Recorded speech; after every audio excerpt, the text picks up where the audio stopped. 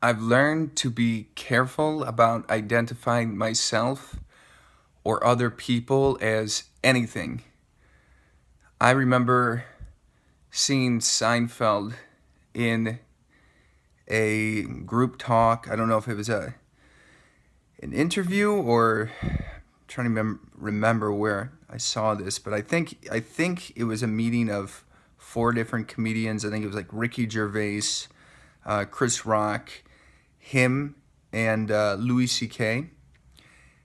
And the conversation was never identify yourself as funny because, oh, it was Louis. Louis said, "Hey, this is Seinfeld, the greatest comedian in the world."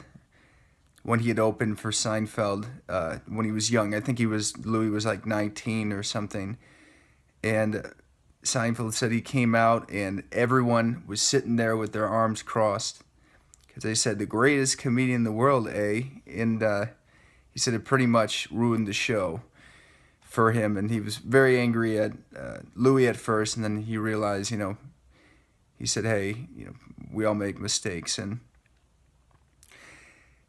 that whole thing about identifying as anything, it literally you're putting yourself not only in a box, you're also pressuring yourself to meet whatever you've identified as.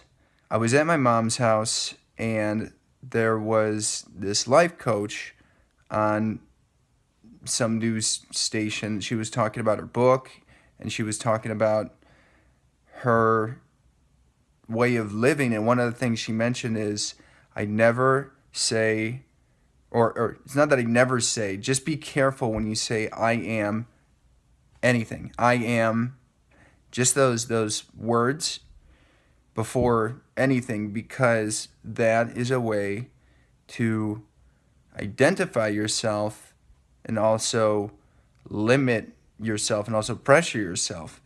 I am, fill in the blank. I am funny. I am a engineer. That's your career. So I suppose it's not, you know, too bad of a thing to identify as. However, I could see how something like that could get taxing.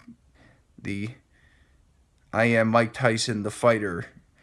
I think Mike, although he identifies as a fighter, I think a lot of these celebrities almost get tired of being identified as something particular, whatever their niche is, because after a while, even though, and I'm speaking from my own perspective, this is how I feel, like whatever niche you've adapted or developed in this life, even if it's a wonderful skill that has gotten you love from other people and admiration, it still feels limiting in a lot of ways, because it's like, well, what if I didn't have that, or what if I wasn't the best at that? Then what would happen?